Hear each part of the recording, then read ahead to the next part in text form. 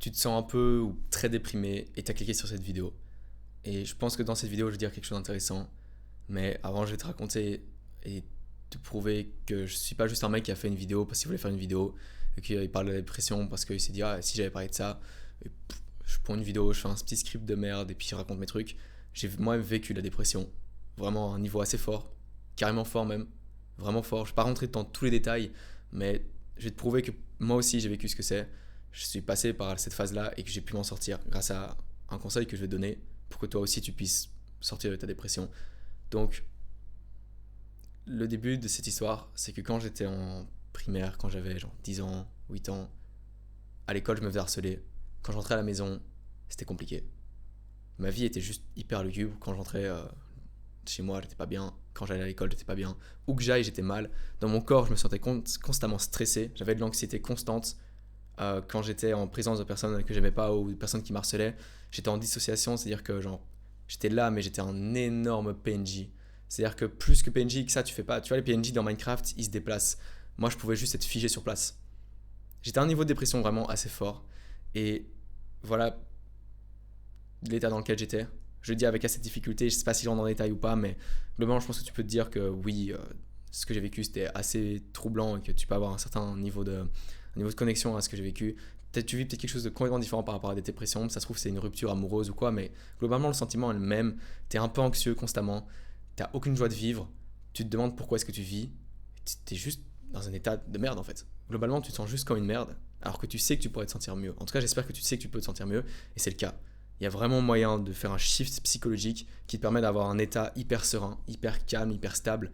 En fait, tu es presque constamment heureux. C'est l'état dans lequel je suis là maintenant. J'ai dû passer par pas mal de steps pour y arriver, mais je suis arrivé. Et il y a vraiment un point clé qui m'a permis d'arriver à cet état-là, c'est que j'ai trouvé un objectif, j'ai trouvé une raison de vivre.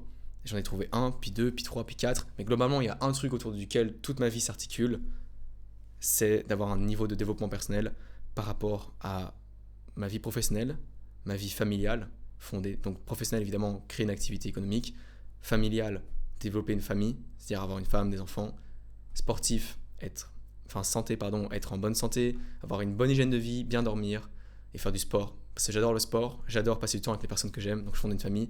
J'adore pouvoir profiter des ressources que j'ai en voyageant, en allant faire du camping, en faisant un road trip en Norvège par exemple. Et pour ça, il faut des ressources économiques. Et puisque j'aime toutes ces choses-là, j'ai mis des objectifs en place, je me suis mis une discipline, un cadre pour atteindre ces objectifs-là. Et le fait de vivre dans ce cadre-là, avec un feeling et une idée de je fais tout ça parce qu'un jour, j'aurai atteint un objectif, ou l'objectif, ça me rend heureux. C'est-à-dire que quand je me réveille le matin et que je pourrais juste être hyper déprimé parce que, en plus de quel problème que j'ai dans ma vie ou des gros problèmes, dehors il fait gris.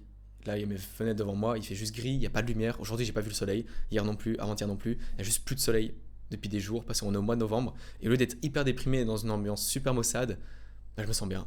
Parce que je sais qu'aujourd'hui, quand je me suis réveillé, je devais faire 3 vidéos YouTube. Je vais tourner mes 3 vidéos YouTube. Je dois étudier mes cours. J'ai étudié mes cours. J'ai des choses à faire. Je l'ai fait. Hier, je suis allé courir parce que je voulais faire du sport. Je l'ai fait. Et le fait de vivre dans ce cadre, vivre dans cette discipline que je me suis moi-même imposée par choix et par valeur personnelle, ça me rend heureux. Et donc, on pourrait me dire maintenant, avoir un objectif et poursuivre un objectif toute sa vie, c'est pas bien parce qu'au final, ça fait que tu te focalises là-dessus et tu supprimes le reste. Tu arrêtes plein de choses que tu faisais, que tu aimais, et tu es obsédé par l'objectif, et c'est pas bon d'être obsédé par un objectif. Pas du tout. Gros mensonge. C'est probablement la pire chose qu'on puisse te dire.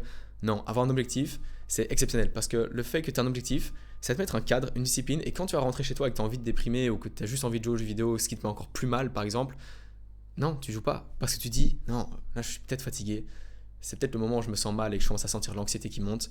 Mais non, aujourd'hui j'ai décidé que j'allais courir parce que j'ai envie d'avoir une bonne santé physique. Comme ça, je pourrais profiter du temps que je passe avec les personnes que j'aime dans des endroits que je peux me payer parce que j'ai moyens financiers.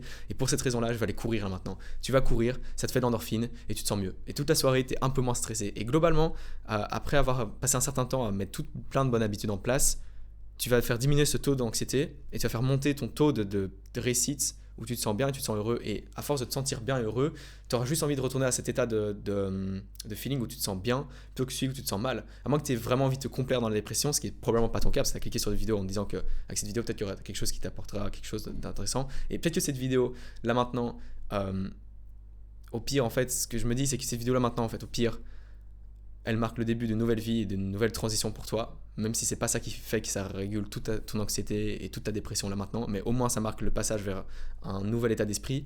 Au mieux, tu deviens juste l'un des humains les plus heureux du 21e siècle. Ce qui est probable. En tout cas, personnellement, je me considère vraiment comme l'une des personnes les plus heureuses sur cette planète-là.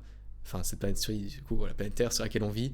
Alors que quand je suis né, globalement, je suis né avec le starter pack merdique de ouf. Genre le starter pack du mec qui finit drogué à la vingtaine. J'ai pas vécu les trucs les plus durs, j'ai pas vécu une guerre dans mon pays ou quoi, mais globalement la situation familiale et la situation scolaire était tellement horrible que là je pourrais être le mec qui est soumis à ses addictions, qui est pas bien. Mais non, j'ai juste décidé de surmonter les efforts que j'avais à faire. Pardon, j'ai fait des efforts, j'ai surmonté les épreuves, c'est ça que je voulais dire. Et là maintenant je suis heureux. Et le fait que j'ai trouvé un objectif et des objectifs qui sont mis autour de cet objectif principal, ça m'a permis de développer ce bonheur. Donc je te conseille de trouver tes objectifs, fais des efforts, prends le temps encore de regarder une vidéo. Si là maintenant tu es toujours là, c'est que ça t'a vraiment intéressé.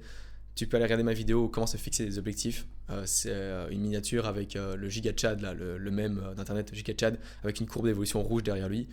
Regarde cette vidéo-là, fixe un objectif et progressivement avance vers celui-là. J'espère vraiment que cette vidéo va profondément t'aider.